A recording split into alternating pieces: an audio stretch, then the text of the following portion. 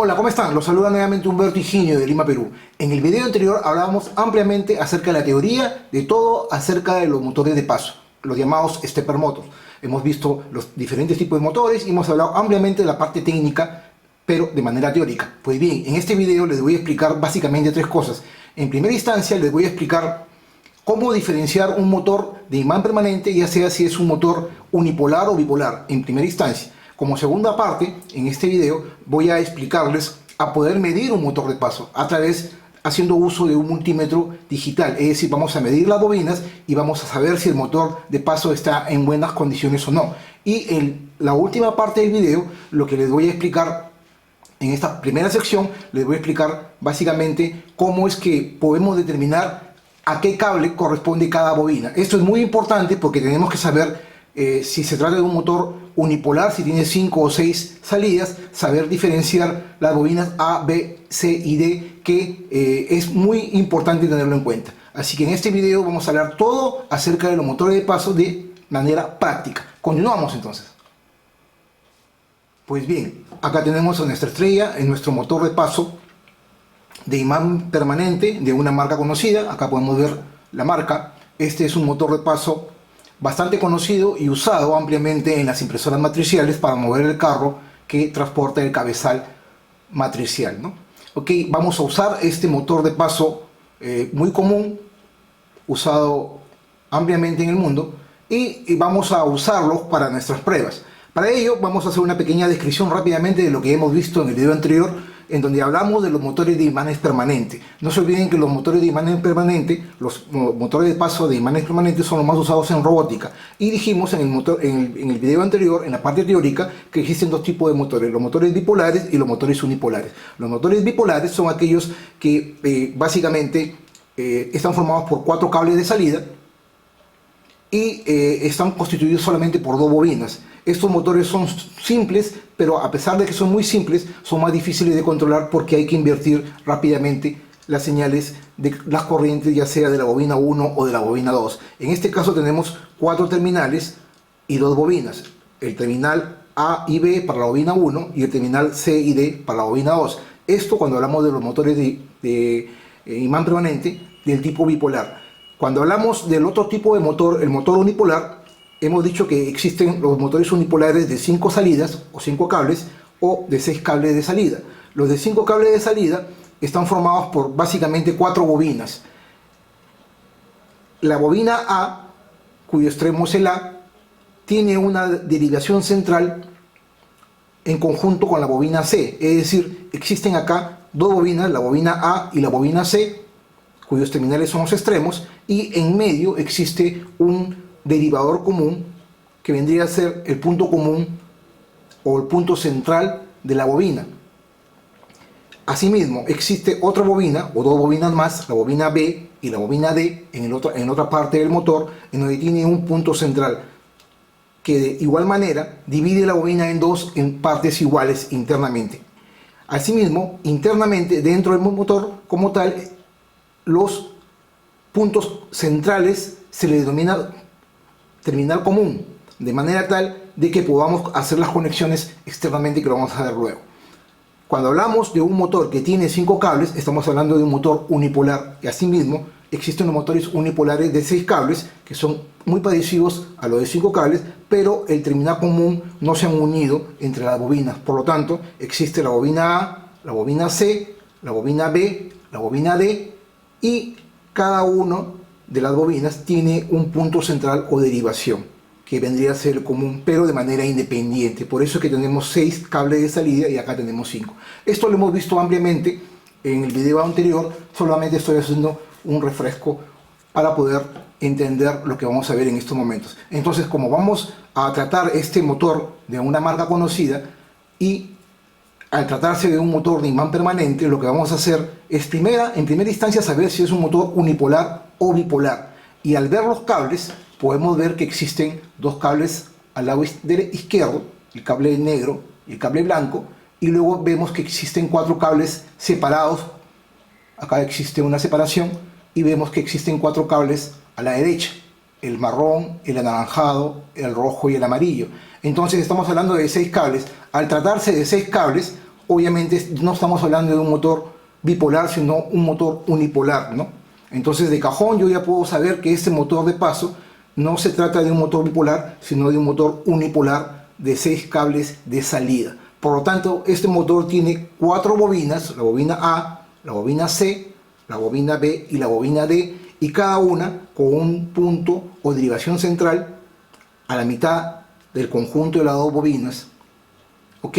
Entonces los comunes no están juntos porque son independientes. Esta es la primera forma de cómo identificar un motor de paso, ya sea por sus cables. Hasta ahí hemos identificado que el motor es un motor de paso de imán permanente y es un motor unipolar por tener 6 cables. Ahora lo que vamos a ver, la parte más importante, es conocer si es que el motor de paso está en buenas condiciones o no. Es decir, si es que sus bobinas realmente están trabajando o no y cómo identificarlas. Para ello vamos a hacer uso de otra estrella, que ya lo hemos visto ampliamente en los videos anteriores, mi multímetro digital. La verdad, pueden usar un multímetro digital o analógico. Yo a la mano tengo mi multímetro digital de una marca conocida, que ya lo hemos visto en otros videos, y vamos a hacer las pruebas con este multímetro digital para determinar el estado de este motor de paso. Para ello tengo 2 formas de poder medir. Una de ellas es, vamos a ponerlo ahí, para poder podría fácilmente cortar los cables y medir cable por cable, pero para evitar esto, lo que estoy poniendo es de esta manera, para poder hacer uso de las puntas del multímetro, de manera que podamos medir internamente las bobinas como se encuentran en estos momentos. Para ello usamos nuestro multímetro y nosotros podemos ver acá que existe un cable negro y un cable blanco separado. Por intuición o por sentido común puedo yo saber de repente que estos vendrían a ser los comunes, ¿no? Porque tiene que haber, como lo dije, vamos a ponerlo más arriba, como lo dije en la parte anterior, tiene que haber un punto común, tiene que haber de todas maneras un punto común y 2 extremos para cada par de bobinas, pero de manera independiente. Las bobinas son de manera independiente y los comunes también son independientes al tratarse de 6 cables.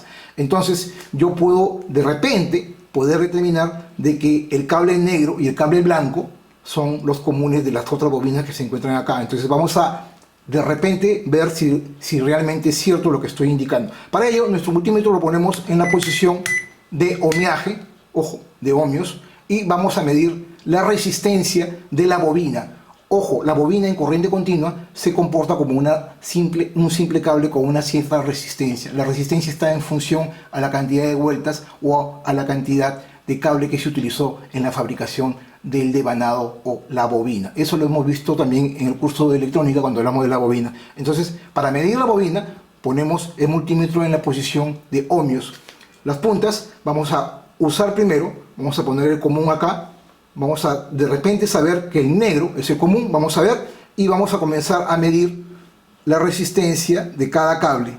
Y efectivamente, entre el negro y el marrón, logro ver que hay aproximadamente una resistencia de 9.49 ohmios, 9.4 más o menos, 9.4 ohmios entre el negro y el marrón. Ahora voy a medir entre el negro y el anaranjado. A ver, entre el negro y el anaranjado, y efectivamente también logro ver que tiene más o menos 9.4, 9.3, 9.4 ohmios, ¿no? 9.3 digamos que tiene entre el negro y el marrón, 9.3, y entre el negro y el anaranjado 9.4. Por lo tanto, en nuestra teoría podríamos decir que el negro vendría a ser el común, y entre este punto y este punto hay 9.3, y entre este punto y este punto hay 9.3 aproximadamente.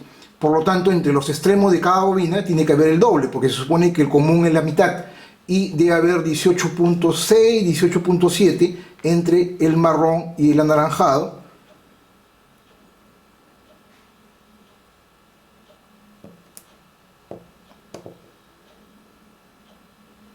Vamos a ver.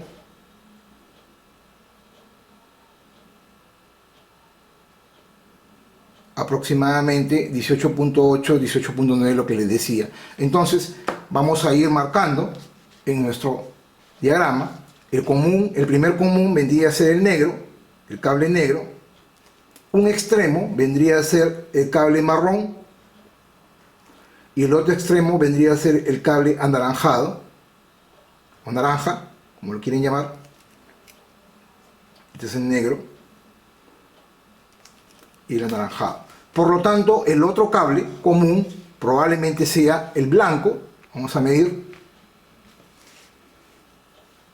con el rojo y efectivamente me está dando exactamente o aproximadamente el mismo valor, 9.4, 9.3 entre el blanco y el rojo, y entre el blanco y el amarillo me debe, por teoría, me debe dar lo mismo, 9.4, 9.3, y efectivamente logramos ver que tiene 9.4 ohmios entre el blanco y el amarillo. Por lo tanto, entre el amarillo y el rojo, que vendría a ser los extremos, vendría a ser el doble.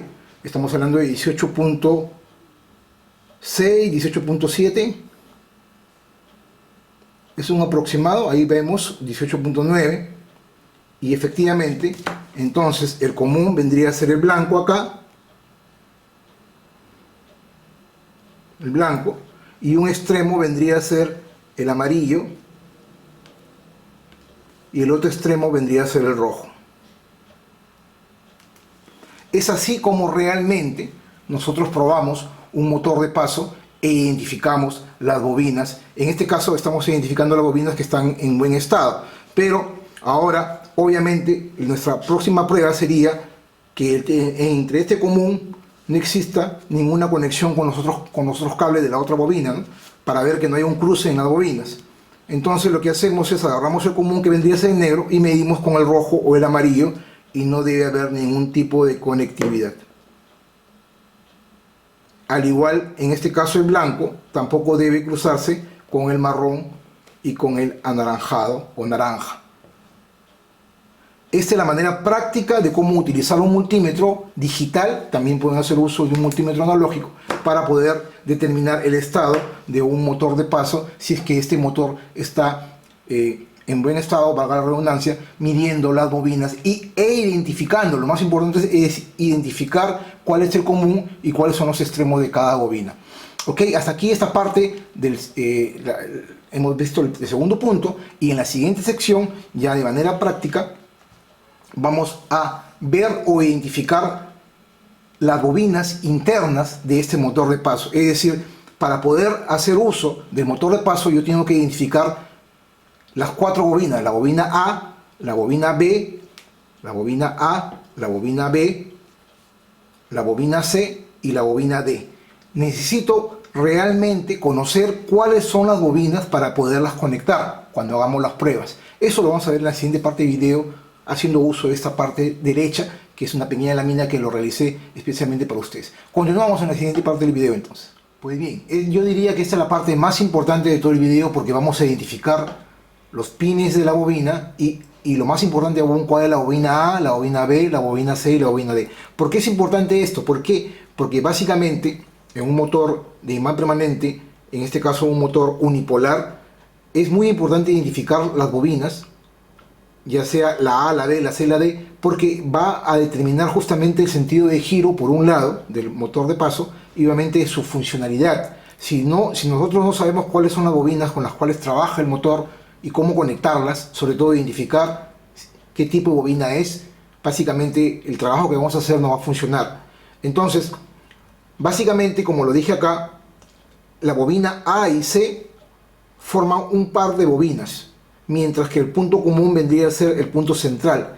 Por otro lado, la bobina B y D forman el otro par de bobinas y con un punto central.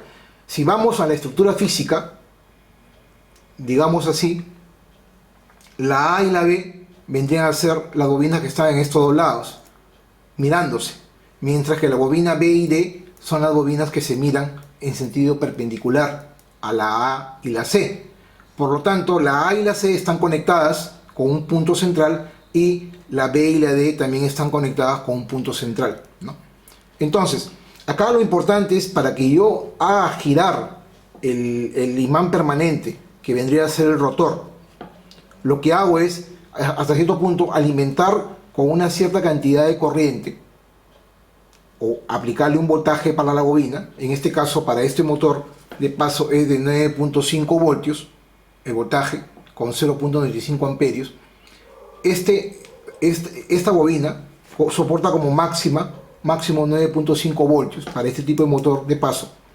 Y esos 9.5 voltios yo lo puedo aplicar en la bobina en una cierta polaridad para hacer que se mantenga como referencia en un punto. Si yo quiero hacer que la bobina gire un medio paso, como lo vimos en el video, en la teoría, lo que hago es alimento a la bobina B de manera tal de que hago que el motor, en este caso el rotor, gire en sentido contra las agujas del reloj, en counterclockwise, de manera tal de que se posicione en un medio paso. Y así, ¿no? Yo puedo hacer que, dependiendo cómo alimente las bobinas, yo voy a hacer que el rotor se mueva, ya sea medio paso o un paso, dependiendo del tipo de cómo yo distribuya la alimentación en cada de las bobinas. Por eso es muy importante identificar la bobina, en este caso la A, la B, la C y la D. Ok, eso ya prácticamente lo hemos visto con el multímetro acá, y ahora vamos a corroborar, pero haciendo uso de un voltaje, en este caso el voltaje de alimentación de 9.5 voltios que utiliza este stepper motor. Como regla práctica, en este caso yo lo que he hecho es ponerle una pequeña cinta para ver el movimiento del rotor, y eso lo vamos a ver en estos momentos. Entonces, ¿cómo es que probamos con alimentación las bobinas e identificamos cuál es la bobina A, la bobina C, la bobina B o la D? Básicamente el primer punto a tener en cuenta es que lo que tenemos que hacer es unir los comunes. Ya sabemos que el común es el blanco, el cable blanco y el cable negro. Acá obviamente yo lo que he hecho es cortar el conector, y lo que vamos a hacer es unir los comunes, en este caso el blanco y el negro. Lo que estoy haciendo es unir el común de la bobina A y C y de la bobina B y D, los estoy uniendo, el blanco y el negro los estoy uniendo.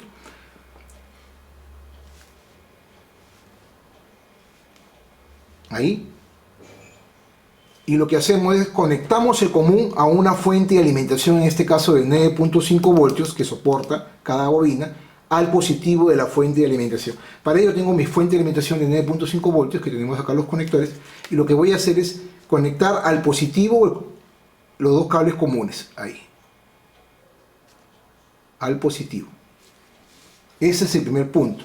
Luego voy a tomar como referencia una de las bobinas para hacerlo en tándem y verificar lo que ya hemos comprobado o determinado en la parte anterior con el multímetro. Lo que vamos a hacer es tomar como referencia la bobina A, que vendría a ser el cable marrón, y por lo tanto obviamente este señor se va a mover, el rotor se va a mover. Vamos a ponerlo ahí para ver cómo se mueve. Ojo, sin alimentación, en este caso porque no he alimentado nada, solamente le estoy poniendo el positivo a los comunes. El rotor se mueve libremente. Cuando yo lo alimente, vamos a ver qué pasa. Entonces yo pongo como referencia la bobina A, en este caso el marrón, y lo que hago es alimento al marrón con el negativo, ¿no? Y se movió hacia el lado izquierdo a su posición. Lo que estoy haciendo es alimentando esta bobina, el común, con el cable marrón, ¿no? El común con el punto A, digamos, ¿no? Que tendría que ser el cable marrón. Estoy alimentando a la bobina A. Ahora, si yo quiero ver si puedo mover el rotor, y en este caso no lo puedo mover, ¿por qué? Porque ya está enclavado la bobina. Al estar alimentada una o más bobinas, como dijimos en la teoría, está enclavado. Si yo lo suelto, puedo libremente mover el rotor. Basta con que una o más bobinas se alimenten. Lo que estoy haciendo es enclavando el eje del rotor, y obviamente este no se va a poder mover. Ok, hasta ahí lo que estoy haciendo es alimentando la bobina A. ¿Cómo identifico la bobina B? Si yo utilizo uno de los cables y veo que el rotor se mueve en sentido horario, un medio paso hacia la izquierda, un sentido antihorario, en counterclockwise hacia la izquierda, puedo saber que esa bobina que estoy alimentando es la bobina B. Es lo que vamos a ver. En este caso, para nuestra bobina B, sabemos que vendría a ser el cable amarillo.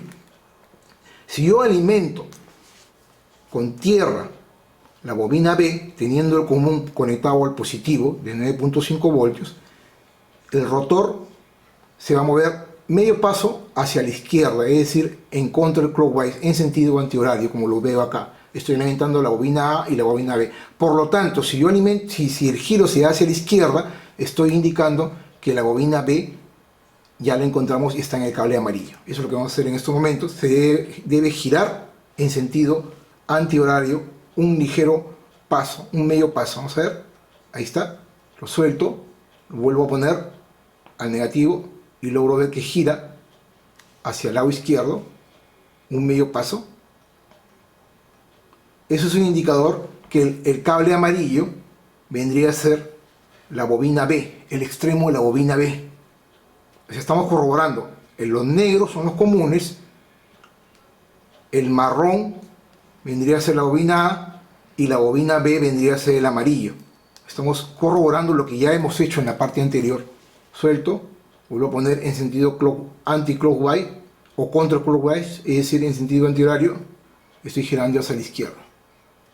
¿Ok? Hasta ahí ya identificamos la bobina A, la bobina B. ¿Y cómo identifico la bobina D? Si es que manteniendo la bobina A energizada, con uno de los cables, en vez de girar hacia la izquierda, gira hacia la derecha, es decir, en sentido clockwise, es decir, en sentido horario. ¿Ok? Entonces, para ello sabemos que la bobina D vendría a ser el rojo. Si yo conecto el cable rojo al negativo, teniendo energizado la bobina marrón, en este caso que es la referencia A, puedo determinar, y si gira hacia la derecha es porque este cable rojo vendría a ser la bobina D, que es lo que vamos a ver, debe girar hacia la derecha en sentido horario. Vamos a ver, efectivamente vemos que da su medio paso hacia la derecha. Hasta ahí ya hemos identificado la bobina A, la bobina B y la bobina D. Obviamente la que queda, que vendría a ser el cable, la bobina C, vendría a ser el cable anaranjado. Al yo conectar el cable anaranjado, simplemente no va a hacer nada, se va a mantener en su posición. Conecto y efectivamente no hace nada, se mantiene en su posición. Hago este de acá, ¿no? Simplemente sabemos que si yo energizo la bobina A y la bobina C, se mantiene en su posición. Entonces, resumiendo, el primer punto importante es unir los comunes. Ese cable común mandarlo al positivo. Luego, tomar como referencia un cable. En este caso yo tomo como referencia el punto A, el cable A, en este caso el marrón. Luego, tomo otro cable y lo conecto a tierra también, teniendo alimentado la bobina A. Es decir, estoy energizando la nueva bobina. Y si esa energía que le doy hace de que el cursor, o en este caso el rotor, gire en sentido antihorario un medio paso, o sea, hacia la izquierda, estoy indicando que la bobina B. Ahora, mantengo energizada la bobina A y conecto otro cable, en este caso, a tierra también, de otra bobina, y si al alimentar la otra bobina, el rotor gira ligeramente hacia la derecha, estoy identificando la bobina D. Y obviamente la que queda vendría a ser la bobina C. Así de simple, sencillo y rápido es poder comprobar los motores de espacio. Espero que el video le haya gustado. Mi nombre es Humberto Higinio. Para mí es una gran satisfacción estar semana a semana compartiendo conocimientos en ciencia y tecnología. Si el video le gustó, no te olvides de darle like. Asimismo, los invito a que me puedan visitar en mis redes sociales, las mismas que están en la descripción de este video. Y también los invito a que puedan seguir o ver mi página web, en este caso visitarla, www.humbertohiginio.com, en donde podrán ver este y más de 152 videos de ciencia y tecnología.